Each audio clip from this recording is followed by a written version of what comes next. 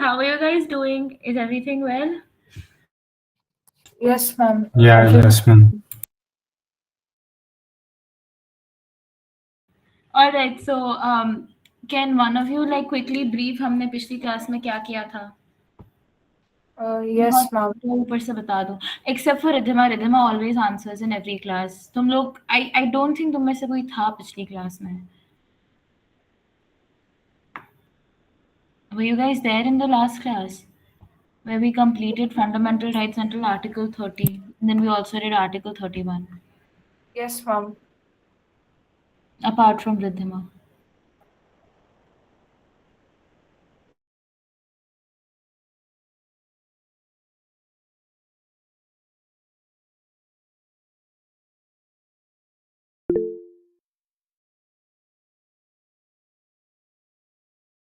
Fine, it's all right. Riddhima, just quickly brief पिछली class में क्या कराया था, and if there's something जो तुम गलत बोल रही हो, I'll correct you. उससे तुम्हारा रिविजन भी हो जाएगा, and then we'll move to today's class. Okay? Yes, ma'am. So we did from Articles 23 to 31. In 23, we studied about the right against exploitation, how there is a prohibition of forced labor and human trafficking. And in that, we studied about how forced labor is prohibited in our country, and begar is which is like labor without any payment or minimal payment is prohibited in the country, and human trafficking, which we buy and sell human beings, that is also prohibited in the country. Article 24, it is um, like there is we can't employ children under the age of 14 years in hazardous jobs like mines and factories, etc. However, there are some exceptions, like if a child is helping out their parent in a tailoring shop, then it is rightful employment and they can do so. But in the cases of hazardous jobs, they cannot be employed. Fine, Then fine. That's okay. I know that you've understood the concepts. I'll quickly just tell you. You can mute yourself. Very good. Very well done. Um, Quickly from Article 25. Article 25 basically talks about freedom of conscience and right to freely profess, practice, and propagate your religion. Fine. Article 26 then talks about freedom to manage your religious affairs. That has been given to every religious community. Then Article 27 talks about payment of taxes. So there's no compulsion to pay taxes for promoting any particular religion. This fundamental right is applicable against the state only. Then Article 28 is freedom of for religious instructions in certain educational institutions. Article 29 to Article 30 talk about minority rights. These minority rights basically mirror the rights given to the religious freedom that have been given under Article 25 to 28. Article 29 and Article 30 mirror those rights. Okay, and then Article 31, which has now been repealed, talked about acquisition of property. All right, this is the basic summary. Now, today, all of these articles are important to an extent, but not much questions have been asked by the consortium on these topics. However, the topic that we're going to do today is Article 32, which is one of the most important topics, and this is something that consortium might ask questions. ये तुम्हारे legal जो static legal GK तुम लोग पढ़ते हो, उसमें भी this is very helpful because other law entrance tests like ALET and SLAT might ask questions on writs. SLAT में 2-3 questions आए थे based on writs. ठीक है, तो we'll start. Just let me know if the screen is visible to you.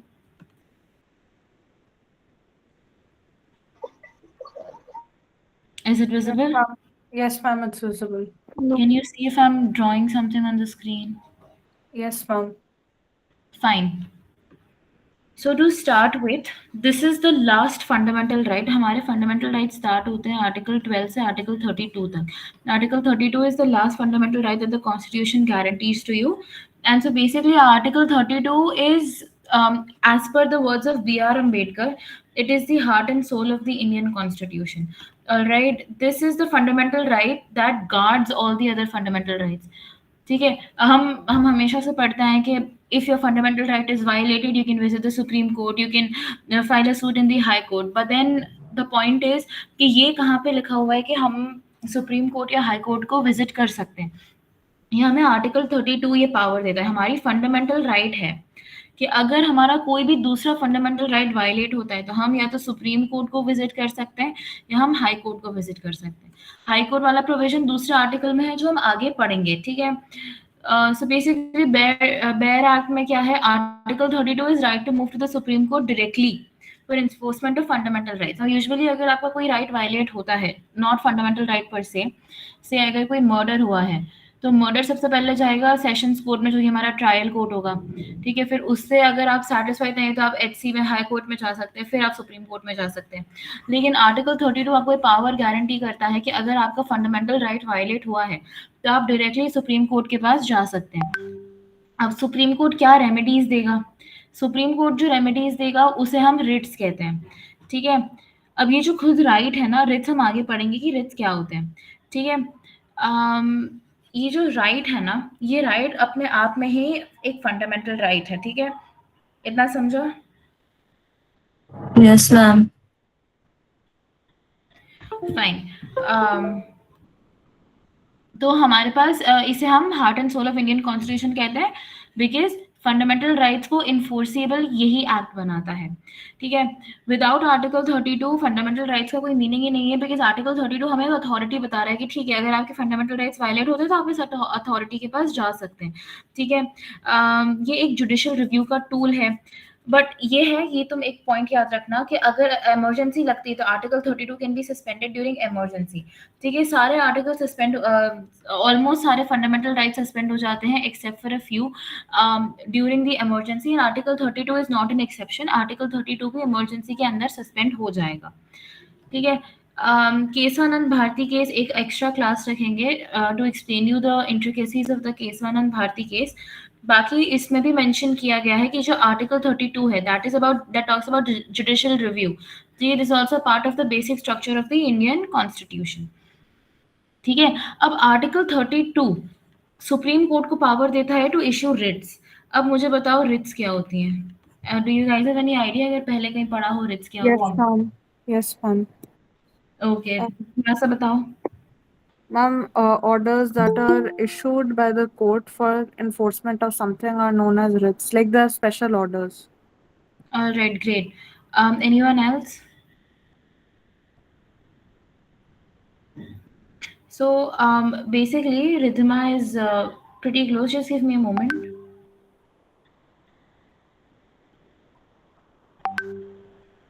Yeah. So writ basically means what? It's a legal order. ठीक है? जैसे हम कह रहे हैं ना कि सुप्रीम कोर्ट जो है, Supreme court can issue writs. So writs is essentially what? Writs is a legal order, or this legal order is given to someone to do or not to do something, ठीक है? It is given by a court of law. Court of law इस case में क्या है? Supreme Court, ठीक है? Supreme Court gives an order to a particular person, से X और वाई, और अ पर्टिकुलर इंस्टीट्यूशन, और से द गवर्नमेंट ऑफ इंडिया, या तो तुम कुछ कर लो टू डू समथिंग, और टू अवॉइड डूइंग समथिंग, और to abstain from doing something, that those are called writs, ठीक है? अब जैसे आर्टिकल 32 हमें रिट्स दे रहा है, ठीक है? वैसे ये, और ये सुप्रीम कोर्ट को पावर दे रहा है कि आप रिट्स दे सकते हैं। वैसे ही एक और आर्टिकल है कॉन्स्टिट्यूशन में, जो कि आपका फंडामेंटल राइट नहीं है, ठीक है? आपका फंडामेंटल राइट नहीं है, बट आर्टिकल 226 है, दैट मिरर्स आर्टिकल 32। इसके प्रोविजंस आर्टिकल 32 की जैसे ही है, बट थोड़े और वास्ट है, और इसमें पावर मिलती है हाई कोर्ट्स को, एचसीज को पावर मिलती है कि आप जाके आप कोई भी रिट इश्यू कर सकते हैं। ये मैंने एंड में लिखा है, मैं तुम्हें अभी बता देती हूँ ताकि बाद में कन्फ्यूजन ना हो, क्योंकि हम आर्टिकल्स पढ़ ही रहे हैं। तो HC stands for High Courts can issue writs not only for fundamental rights but also for any legal rights. अब आर्टिकल 32 और आर्टिकल 226 में अगर कोई डिफरेंस पूछता है, तो उसमें क्या है? Article 32 talks only about fundamental rights, ठीक है? अगर आपका कोई फंडामेंटल राइट वायलेट हुआ है तो सुप्रीम कोर्ट के पास पावर है कि वो डायरेक्टली आपको रिट इश्यू कर दे, जिसने भी आपका फंडामेंटल राइट वायलेट किया है। सुप्रीम कोर्ट के पास बस इतनी पावर है। लेकिन हाई कोर्ट के पास ये पावर है कि ना सिर्फ फंडामेंटल राइट, बट ऐसा कोई भी लीगल राइट आपके पास है, और वो वायलेट हुआ है, तो हाई कोर्ट उसके लिए आपके लिए एक रिट इश्यू कर सकते हैं।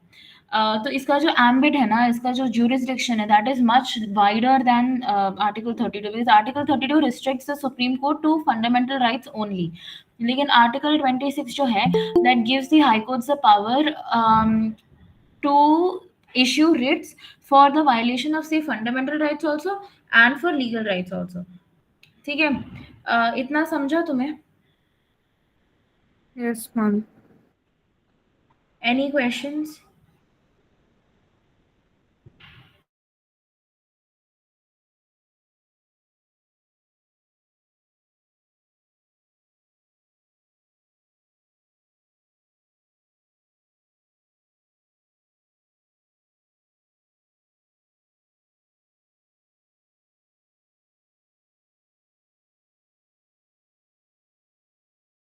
Not fundamental rights.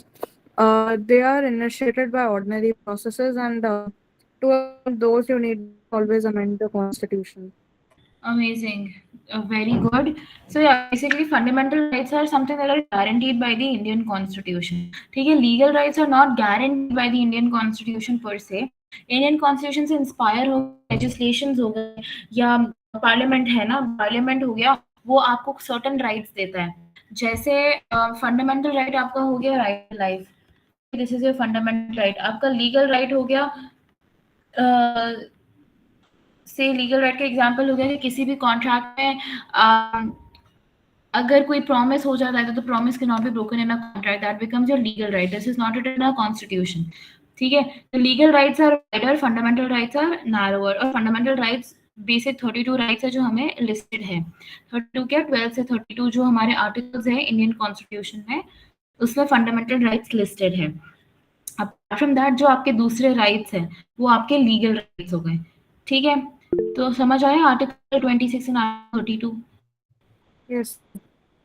फाइन। तो अब आर्टिकल 226 और आर्टिकल 32 दोनों ही हमारे दो मेन को रिट पावर हैं। आप किसी भी पर्टिकुलर इशू में भी आपको अच्छा ही रिट लगता है, उस रिट को आप अप्लाई कर सकते हैं। कि अब इंडियन लॉ में रिट होती है तरह की, वेरी ब्रॉडली स्पीकिंग 5 तरह की होती है। ये जो रिट का कॉन्सेप्ट है, remember this can be a multiple choice है ना।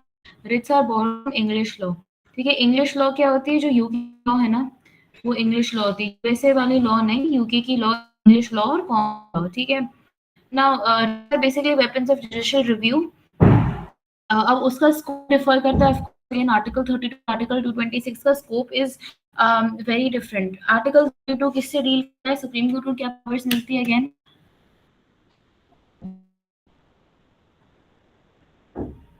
Guys, Could you repeat the question? the question is article 32 के अंदर सुप्रीम कोर्ट को क्या पावर्स मिलती है एंड हाउ डिफरेंट फ्रॉम वो पावर्स जो आर्टिकल 226 हाई कोर्ट्स को देता है। In Article 30, they can only do something for the fundamental rights, whereas in Article 226, High Court can issue writs for legal rights as well. Alright, great. तो ये तो यहाँ पे लिखा हुआ था यार, इट्स ओके। कॉन्स्टिट्यूशनल राइट्स है supreme to move the Supreme Court directly for enforcement of fundamental rights. ठीक है, SC can issue 5 writs as remedies. Yeah, 5 writs as remedies. Now, high courts have the power to issue the same 5 writs to enforce either fundamental rights or legal rights, जो भी उनकी territorial jurisdiction में। अब मान लो legal right है कोई, आपका legal right violate हो रहा है हरियाणा में, लेकिन चले जा रहे हो Jammu and Kashmir high Court में, तो that not possible. High court आपको इशू नहीं करेंगे, उनके टेरिtorial jurisdiction में आता है। ये है कि अगर आप फंडामेंटल राइट ओनली वायलेट हो रहा है राजस्थान में, आप ऑब्वियसली सुप्रीम कोर्ट को कि दिल्ली में है, आप उसे कर सकते हो चीज में कि हम वायलेट किया गया है आर्टिकल 30। ठीक है, तो बेसिकली हमारे पास 5 तरह की रिट्स है, उनके नाम मैं तुम्हें बता देती हूँ। The 5 writs include A, habeas corpus, habeas corpus, ठीक है, sorcery, mandamus, prohibition and quo warranto। अभी हम आगे डिटेल में पढ़ेंगे कि इन 5 रिट्स के क्या काम है और ये कहाँ-कहाँ एप्लीकेबल होती है। ठीक है, तुम्हें बहुत डिटेल में इसकी जाने की ज़रूरत नहीं है, तुम्हें बेसिक आइडिया होना चाहिए ताकि इन केस पैराग्राफ आ गया या कोई मल्टीपल चॉइस क्वेश्चन में आ गया तो you will be able to answer, क्योंकि इससे ज़्यादा ये लोग डिटेल में नहीं पूछेंगे। ठीक है, सबसे पहले आती है रिट ऑफ हेबियस कॉर्पस। ठीक है, वेरी सिंपल। अब ऑल ऑफ दीज लॉ में सबसे commonly used language that is Latin, and so all of these writs, ये जो भी इनके नाम है, this is in Latin only. ठीक है, तो दिस इसमें लैटिन का मीनिंग क्या होता है? Habeas corpus, you may have the body, you guys need to keep noting this down, okay? You may have the body. अब what does that mean? इसका मतलब होता है कि अगर Ma'am, कोई yes, no, ma'am, it's okay. Okay. Habeas corpus में basically क्या होता है कि अगर कोई भी इंसान है, उसे पुलिस ने इलीगली डिटेन कर दिया है, ठीक है, या तो उनका डिटेंशन गलत है या गलत ग्राउंड्स पर डिटेन कर दिया है उसे, तो अगर ये अनलॉफुल डिटेंशन है, डिटेंशन अनलॉफुल कैसे है कि उसे ग्राउंड्स नहीं बताए डिटेंशन के, उसे 7 दिन से ज़्यादा रखा गया, उसे 24 घंटे में मजिस्ट्रेट के सामने प्रेजेंट नहीं किया गया, आपका डिटेंशन बन जाता है अनलॉफुल। ठीक है, तो जब भी किसी इंसान का अनलॉफुल डिटेंशन होता है, एक फंडामेंटल राइट की आर्टिकल 22 है, वो तरीके से वायलेट हो रहा है, राइट? तो वो हेबियस कॉर्पस की रिट अंदर आर्टिकल 32 के अंदर सुप्रीम कोर्ट के पास आ सकता है और सुप्रीम कोर्ट कह सकता है कि आप रिट ऑफ हेबियस कॉर्पस लगाइए और मुझे निकलाइए यहाँ से, बिकॉज मेरा अनलॉफुल डिटेंशन हुआ है। ठीक है, it examines basically whether the detention is lawful by authority or under due process। ठीक है,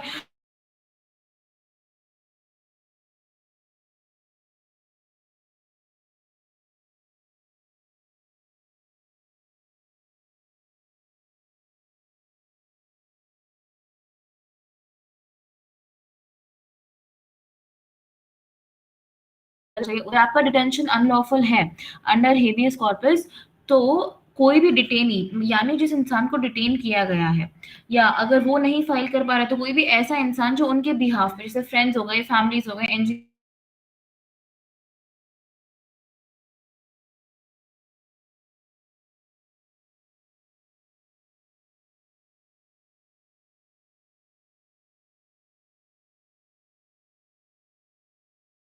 ठीक है, वो अथॉरिटी सिर्फ पुलिस वगैरह के पास होती है। ठीक है, ये बहुत रेयर होता है, ठीक है, प्राइवेट पार्टीज का, दिस इज नॉट, अगर कोई आपको इलीगली डिटेन कर रहा है तो वो रेस्ट्रेन में आ जाएगा या क्रिमिनल लॉ में पढ़ोगे। ठीक है, तो ये इसमें आप अंडर आर्टिकल 32 जा सकते हैं, तो सुप्रीम कोर्ट के पास, या अंडर आर्टिकल 220 से जा सकते हैं हायर कोर्ट्स के पास। ठीक है, इसमें की जुडिशियल प्रिंसिपल क्या है? Legality and process. बहुत सिंपल बात है कि अगर आप डिटेंशन लॉफुल है तो ये रिट नहीं लगेगी, लेकिन अगर आप डिटेंशन अनलॉफुल है तो आप ये रिट को एनफोर्स कर सकते हैं। ठीक है, कुछ एग्जांपल्स देते हैं। A student arrested at a protest and not present before a magistrate within 24 hours, ये मैंने तुम्हें बताया था। उसकी फैमिली फाइल कर रही है habeas corpus to secure immediate action। Is it like is it good? यानी कि अगर ये लॉ के अंडर प्रोटेक्ट है अंडर आर्टिकल 32, उसकी फैमिली फाइल कर सकती है एचसी में। Yes, क्या उसको हेबियस कॉर्पस का रिट मिलेगा? ma'am. All right, great. अब जैसे political activist detained under a preventive detention law, ठीक है, बट अथॉरिटीज ने कभी उसे डिटेंशन के ग्राउंड्स ही नहीं बताए, या किसी भी हियरिंग में भी उसे ग्राउंड्स नहीं बताए, तो वो हेबियस कॉर्पस हो गया। इसी एग्जांपल है, अगर से कोई प्रिजनर कहता है कि मुझे टॉर्चर किया जा रहा है और मुझे बहुत इनह्यूमन कंडीशंस में रखा जा रहा है, this is also an example of habeas corpus. ठीक है, बिकॉज प्रिजनर्स के भी अंडर आप है ना रूल देखेंगे प्रिजनर्स के लिए, तो प्रिजनर्स के भी बेसिक ह्यूमन राइट्स जो है ना, प्रिंसिपल्स ऑफ नेचुरल जस्टिस, तो प्रिजनर्स के पास भी human rights to natural justice है। ऑलराइट, तो अगर उनके साथ इनह्यूमन बिहेवियर किया जा रहा है under the in the prison, तो even they have a right to invoke habeas corpus, और कोर्ट को बोल सकते हैं कि हमें रिहा कीजिए, हमारे साथ प्रिजन में अच्छा सलूक नहीं हो रहा है। ठीक है, habeas corpus समझ में आया? Ma'am. Moving to the second writ, that is writ of mandamus। ठीक है. Now writ of mandamus. Mandamus is in what language? Mandamus is Latin language. Mandamus Latin में क्या कहता है? We command. यानी कोर्ट कमांड कर रहा है कोई चीज.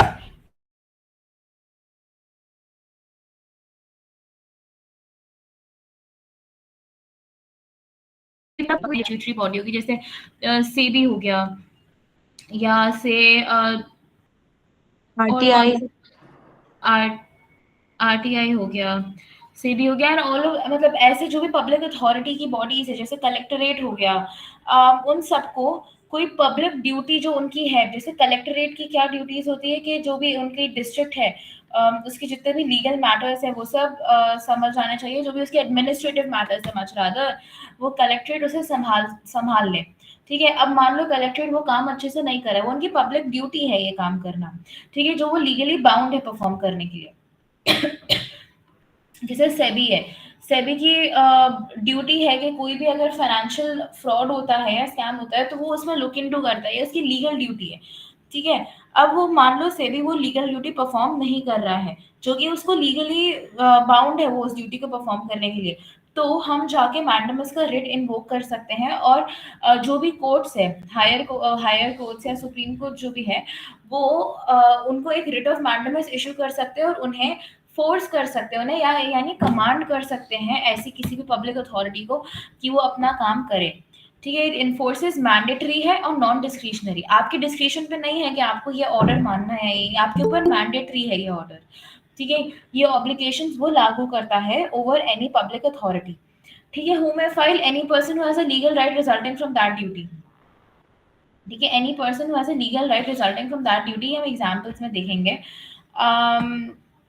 से एग्जाम्पल आपका हो गया कि आप लाइसेंस बनवाने चाहते हैं. ठीक है.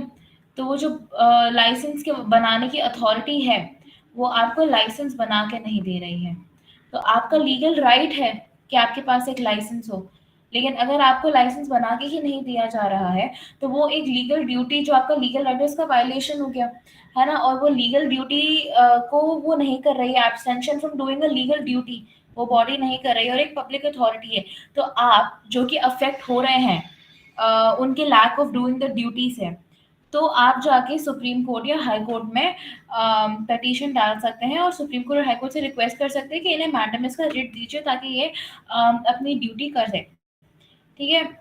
This is not normally against private bodies.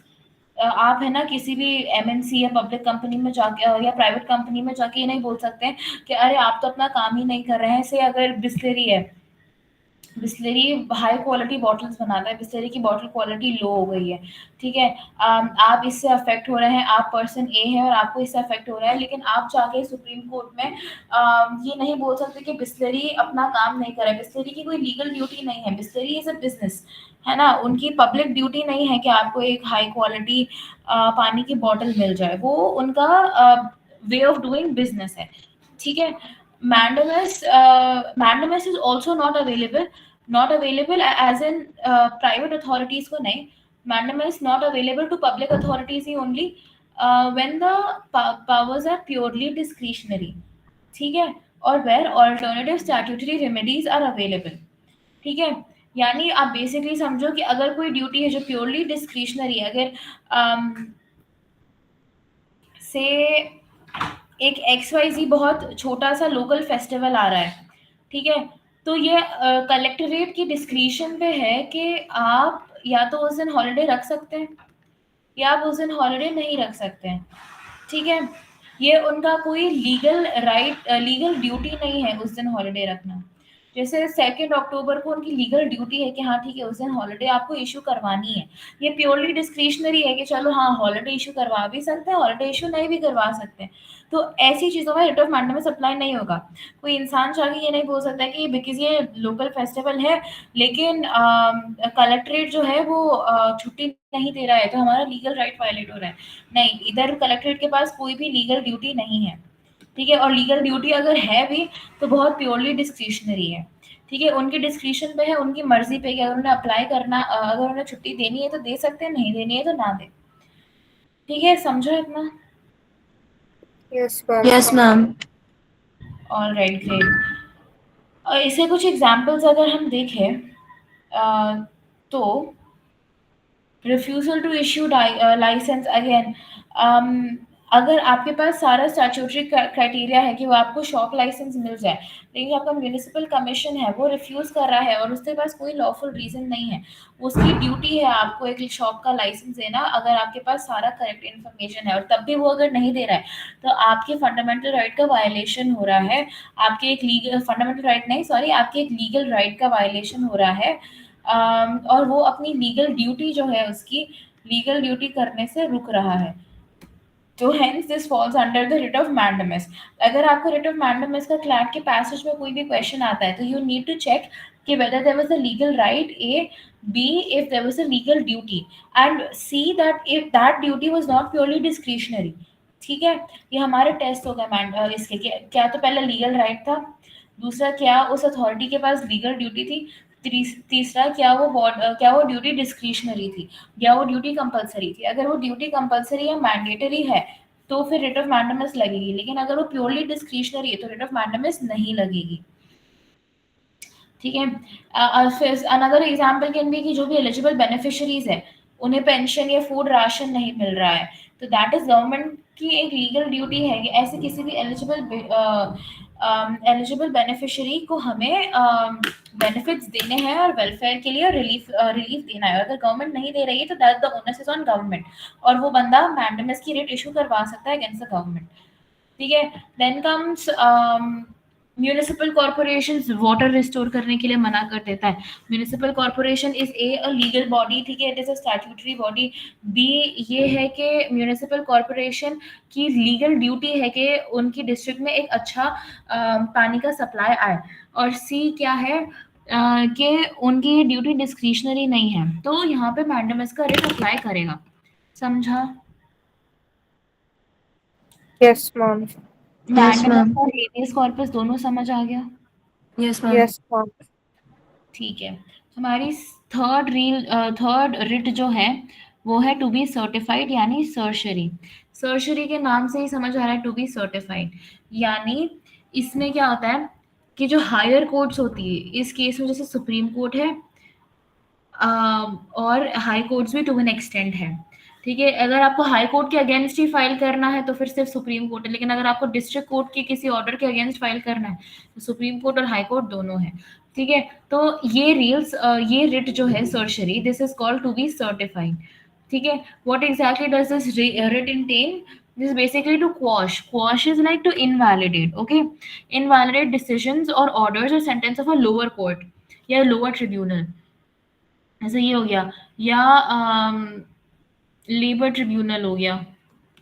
ठीक है, लेबर ट्रिब्यूनल हो गया, सॉरी लेबर ट्रिब्यूनल नहीं, लेबर कमीशन होता है, लेबर कमीशन हो गया, या कंपटीशन कमीशन हो गया इंडिया का। ठीक है, कंपटीशन कमीशन हो गया, सब गवर्नमेंट अथॉरिटीज है, ट्रिब्यूनल्स है, या कोई डिस्ट्रिक्ट कोर्ट हो गई। ठीक है, इनके पास यदि कोई ज्यूरिसडिक्शन नहीं है किसी भी केस को लड़ने का, या वो अपने ज्यूरिसडिक्शन के पार जा रहे हैं, ठीक है, देर आर सर्टन केसेस जो कि डिस्ट्रिक्ट कोर्ट्स नहीं, जैसे अंडर आर्टिकल 32, यही एग्जाम्पल ले लो ना, अंडर आर्टिकल 32 जो रिट है ना, रिट केवल सुप्रीम कोर्ट वो दे सकता है। ठीक है, वो इशू कर सकता है, या आर्टिकल 226 के अंदर हाई कोर्ट कर सकता है, 232 के अंदर हाई कोर्ट के भी थोड़ा सा मेंशन है कि वो कर सकता है। तो बेसिकली रिट्स है ना, रिट्स सिर्फ हाई कोर्ट या सुप्रीम कोर्ट इशू कर सकते हैं, लेकिन से फॉर एग्जांपल कोई डिस्ट्रिक्ट कोर्ट है और वो रिट इशू कर देता है, ठीक है, तो बिकॉज वो रिट इशू कर देता है वो उसकी ज्यूरिसडिक्शन से बाहर जा रहा है। या से एक एक्स डिस्ट्रिक्ट कोर्ट है एक्स डिस्ट्रिक्ट का, और एक डिस्ट्रिक्ट कोर्ट है वाई डिस्ट्रिक्ट का। ठीक है, अब एक्स डिस्ट्रिक्ट में कोई कांड हुआ है एंड जो पार्टीज ऑफ इंटरेस्ट है वो वाई डिस्ट्रिक्ट में चले जाते हैं और वहाँ की कोर्ट इन्हें सजा दे देती है। ठीक है, तो this is like over riding your jurisdiction। ठीक है, इन एक्सेस ऑफ jurisdiction। ठीक है, से इन ब्रीच ऑफ नेचुरल जस्टिस, एक इंसान ने किसी से 500 रुपए चुराए एंड उसके खिलाफ डिस्ट्रिक्ट कोर्ट में केस हो गया, डिस्ट्रिक्ट कोर्ट ने ऑर्डर दे दिया कि इसे डेथ पेनल्टी दे दो, तो ये तो नेचुरल जस्टिस के ही खिलाफ हो गया ना। या मान लो किसी ने अटेम्प्ट टू सुसाइड किया। वैसे अभी अपने लॉ में नहीं है, बट उसके चक्कर में एचसी ने क्या किया, और वो बंदा बच गया। एचसी ने उसे 2 साल की सजा सुना दी कि आपने सुसाइड कमिट करने की कोशिश ही क्यों करी। अब हायर कोर्ट ने सजा सुनाई है, तो सुप्रीम कोर्ट के पास ये पावर है कि वो इसके किसी भी इरैशनल डिसीजन को या एरर ऑफ लॉ को या ज्यूरिसडिक्शन ओवरराइडिंग को ये लोग क्वॉश कर सकते हैं। ठीक है, कि एचसी ने ये डिसीजन दिया तो सुप्रीम कोर्ट आके बोल सकता है नहीं, आपके पास तो ये ज्यूरिसडिक्शन ही नहीं है, ये आप नेचुरल जस्टिस का ब्रीच कर रहे हैं। सुप्रीम कोर्ट ये बोल सकता है। या इस केस में जो वाई के पास चले गए थे एक्स शहर के लोग, उसे हाई कोर्ट बोल सकता है कि नहीं, आपके पास तो ज्यूरिसडिक्शन ही नहीं है। या अगर डिस्ट्रिक्ट कोर्ट डिसाइड कर रहा है, रिट इशू कर रहा है, तो हाई कोर्ट या सुप्रीम कोर्ट दोनों में से कोई भी आके बोल सकता है कि आपके पास ज्यूरिसडिक्शन ही नहीं है। राइट, अब ये केस कौन फाइल कर सकता है? जो भी पर्सन जिनके राइट्स अफेक्ट हुए गए हैं। ठीक है, अगेंस्ट किसके अगेंस्ट? कोर्ट्स हो गए, ट्रिब्यूनल्स हो गए, एडमिनिस्ट्रेटिव अथॉरिटीज हो गई। ठीक है, इसमें कोर टेस्ट फॉर सर्जरी, अगर आपके पास सर्जरी आ गया, कोर एलिमेंट क्या है कि जिस बॉडी ने भी डिसीजन दिया, क्या उसके पास ज्यूरिसडिक्शन था या उसने अपना ज्यूरिसडिक्शन एक्सीड किया, क्या नेचुरल जस्टिस वायलेटेड थी, या कोई एरर ऑफ लॉ था। ये 3 चीजें तुम देखोगे, तुम्हें रियलाइज हो जाएगा कि रिट ऑफ सर्जरी लग रही है या रिट ऑफ सर्जरी नहीं लग रही है। ठीक है, मैंडेमिस में बेसिकली क्या था, कि वो पब्लिक अथॉरिटी को फोर्स कर रहा है कि आप अपना काम करिए। यहाँ पे अगर पब्लिक अथॉरिटी अपने काम से ज्यादा काम कर रही है, तो वो पब्लिक अथॉरिटी को रोक रहा है कि नहीं, ये आपका काम ही नहीं है, आप ये क्यों कर रहे हैं। ठीक है, that is basically mandamus and certiorari. समझा इतना? Yes, ma'am. Fine, now moving to prohibition. ठीक है, prohibition is our fourth writ. Prohibition तो बेसिकली लाइक, ये तो इंग्लिश शब्द ही है, वैसे लैटिन से आया है बट है इंग्लिश ही। दिस इज टू फॉरबिड, है ना, दिस इज टू फॉरबिड यानी किसी को मना करना है कि ये नहीं, ये काम मत करो। ठीक है, prohibition is basically to prevent a lower court from continuing proceedings when it is acting without jurisdiction or in excess of jurisdiction। अब तुम्हें लग रहा होगा कि यार सर्जरी और प्रोहिबिशन में, just give me a moment, okay.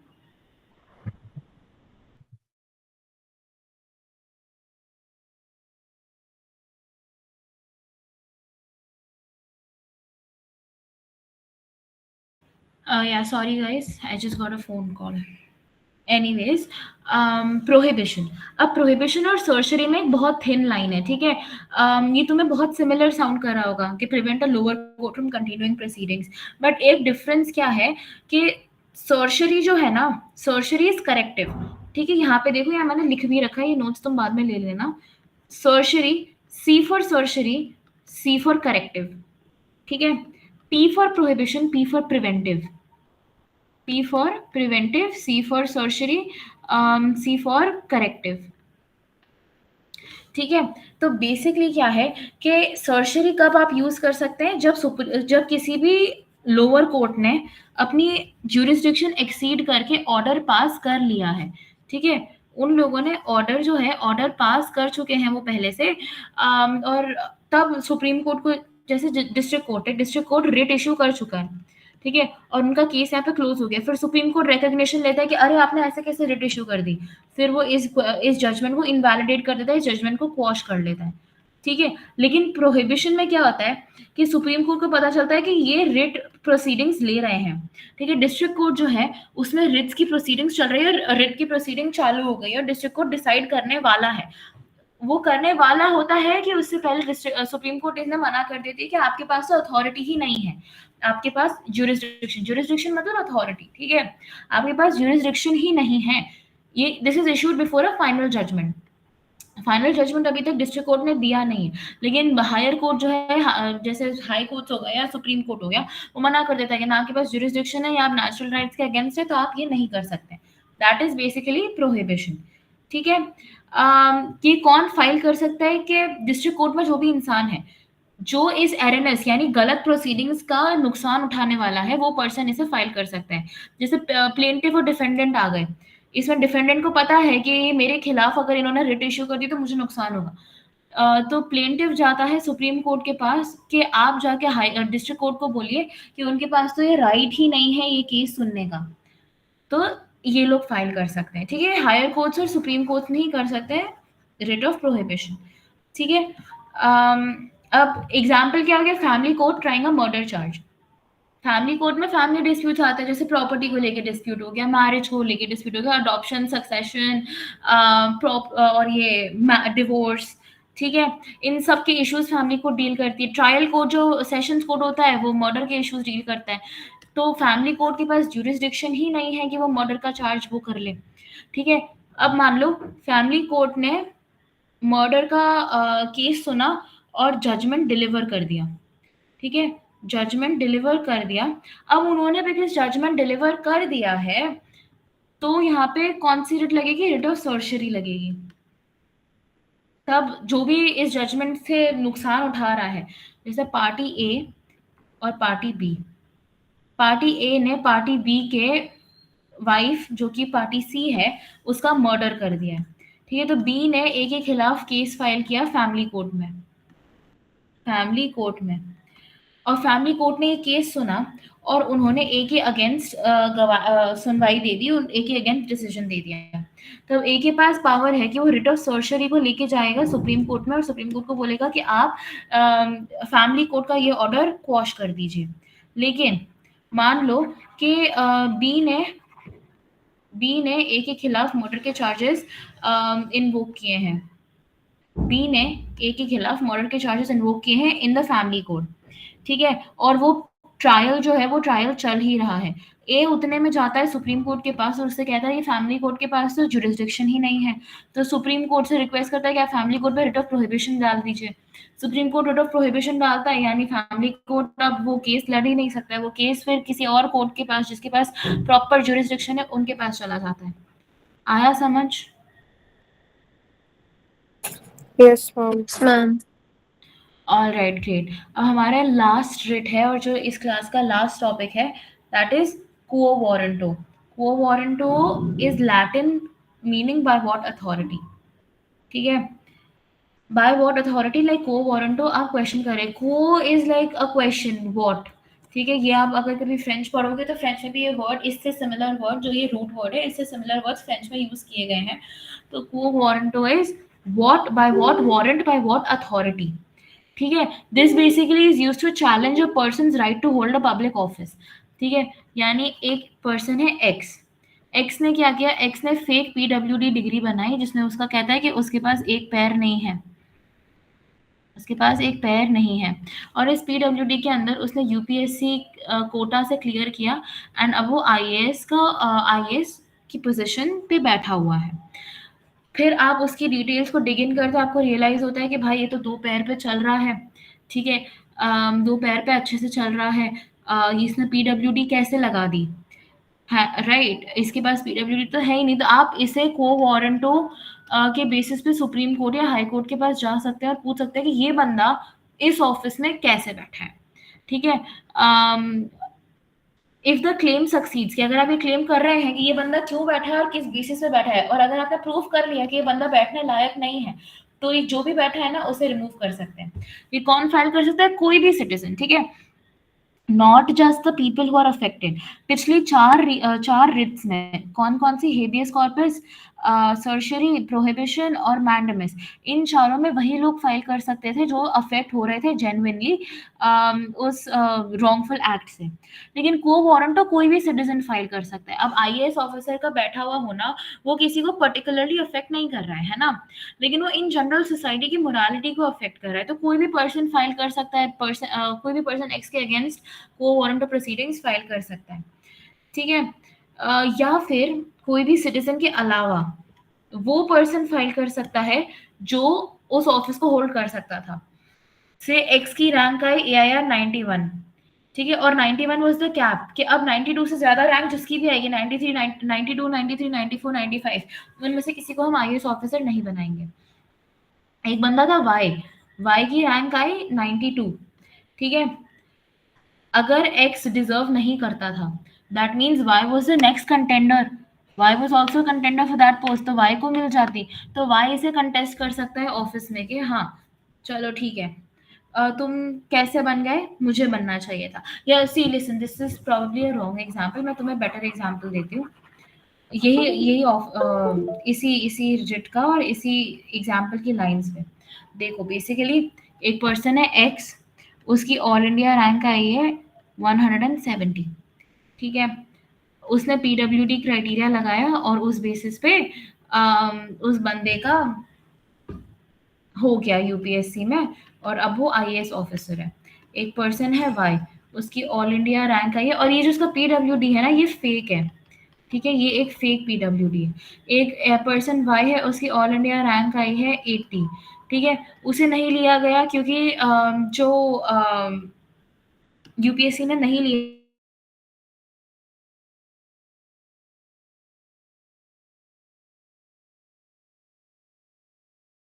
लिया, तो ये person who ought to hold the office, अगर एक्स को नहीं लेते तो why was the next contender, why was ought to hold the office, तो वाई भी सुप्रीम कोर्ट या हाई कोर्ट के पास जा सकता है ये बोल को वारंटू की रिट इशू करवाने, ये किस बेसिस पे ये बंदा है यहाँ पे, या कोई भी नॉर्मल सिटीजन भी जा सकता है, ठीक है। This is only for people holding public offices, ठीक है, ये you have to remember, only for people holding public offices. अभी पब्लिक ऑफिस है, collectorate, IAS officer is a public officer, ये पब्लिक ऑफिस है। ये आप ये नहीं कर सकते यदि यहाँ पे एक्स जो होता वो एक किसी बड़ी एमएनसी का सीईओ होता, और फिर तुम क्वेश्चन कर रहे थे कि ये सीईओ को किस बेसिस पे बना दिया है, ये आप क्वेश्चन कर ही नहीं सकते, because is a private office, private position, ठीक है, प्राइवेट का यहाँ पे नहीं है, this can only be filed against public offices, ठीक है। इसमें क्या क्या हो सकता है कॉमन ग्राउंड्स के, जो ऑक्यूपेंट है जिसने, जैसे पर्सन एक्स है, उसके पास रिक्वायर्ड क्वालिफिकेशंस नहीं है, या उसे वैलिडली अपॉइंट नहीं किया गया था, डिस्क्वालिफिकेशन के बाद भी वो पोस्ट होल्ड कर रहा है, या ऐसा कुछ भी हो सकता है, ठीक है। फेक क्वालिफिकेशन कि a university VC is appointed whose degree is found to be forged. अभी जो यूनिवर्सिटी है, ये प्राइवेट यूनिवर्सिटी अगर होगी तो रिट ऑफ को वारंट नहीं अप्लाई करेगा, लेकिन अगर ये पब्लिक यूनिवर्सिटी है यानी गवर्नमेंट यूनिवर्सिटी है, तो यहाँ पे पहली फुर्सत में को वारंट अप्लाई करेगा, ठीक है। A person holding two offices at the statute forbid simultaneously, ठीक है, जैसे कि एक लॉयर है, अगर आप लॉ की प्रैक्टिस कर रहे हैं विद द सुप्रीम कोर्ट, तो यू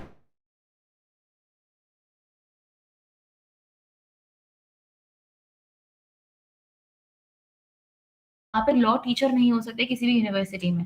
तो अगर कोई गवर्नमेंट यूनिवर्सिटी है, उसमें एक लॉयर बंदा जो है, जो कि सुप्रीम कोर्ट के साथ एफिलिएटेड है, ठीक है, और उसे स्टैट्यूट मना करता है कि आप लॉ टीचर नहीं बन सकते, वो लॉयर लॉ की पढ़ाई भी करवा रहा है लोगों को, तो that is multiple incompatible post that can be question on the basis of को वारंटो, ठीक है। बेसिक इतना समझ आया तुम सबको? Yes ma'am. सारी रिट्स एक बार समझ आ गई? यस। कोई क्वेश्चंस है? एनी जो क्वेश्चन? जो कोवलेंट होती है वो पब्लिक अथॉरिटी पे क्यों नहीं होती पब्लिक अथॉरिटी एप्लीकेबल? पर ही होती है ना, जो लोग पब्लिक आप ऑफिसेज होल्ड कर रहे हैं, केवल उन्हीं पे होती है, प्राइवेट पे नहीं हो सकती है, बिकॉज ऐसे तो अच्छा, प्राइवेट हाँ, केसेस, हाँ देखो, प्राइवेट में।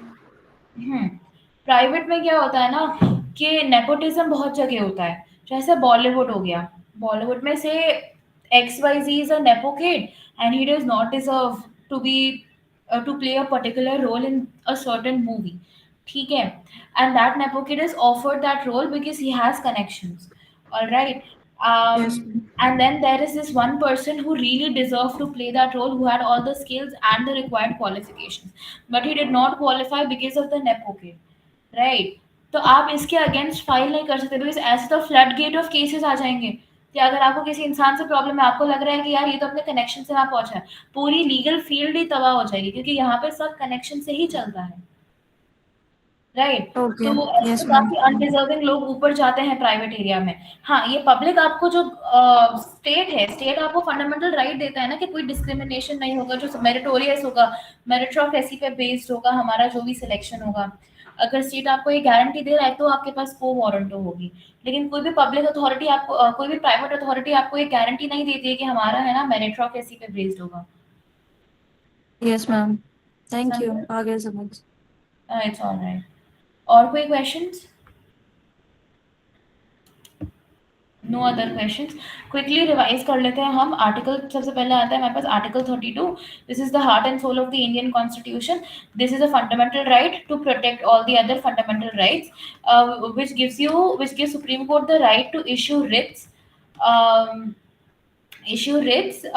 for the violation of any fundamental right. Another right that mirrors Article 32 is Article 226, which gives higher courts the right to issue writs for the violation of any fundamental right or any legal right per se. ठीक है, अब हमारे पास different types of Ritz होती हैं। Ritz की basically types क्या होती है? Habeas corpus.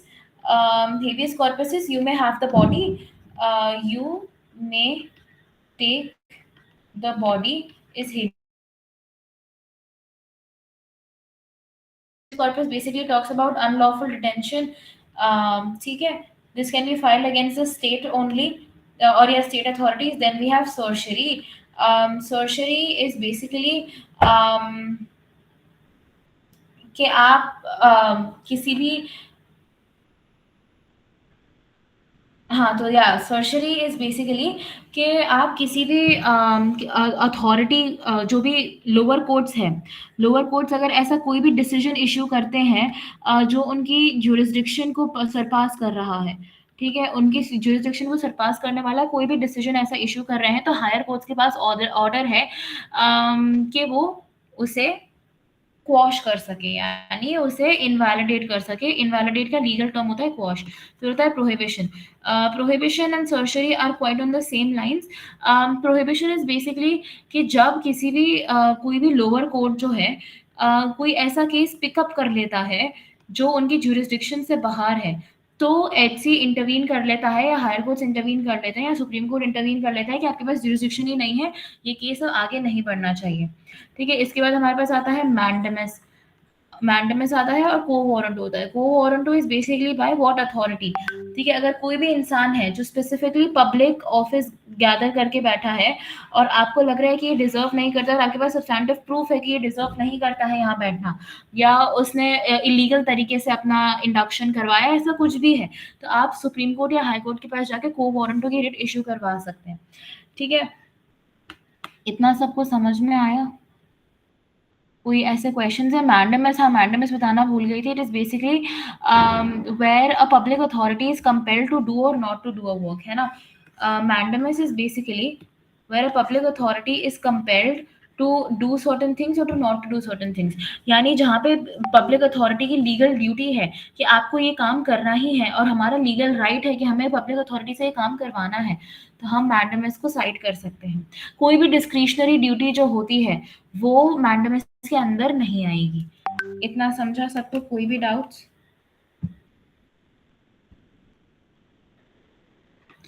I am assuming कोई डाउट्स नहीं है आप सबको।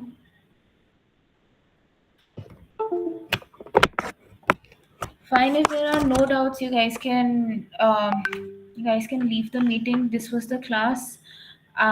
And तुम लोग अगर रुक के कोई डिस्कशन करना चाह रहे हो क्लास से रिलेटेड या कुछ भी, you guys can stay back. If there's nothing to talk about, you can leave. The class is over.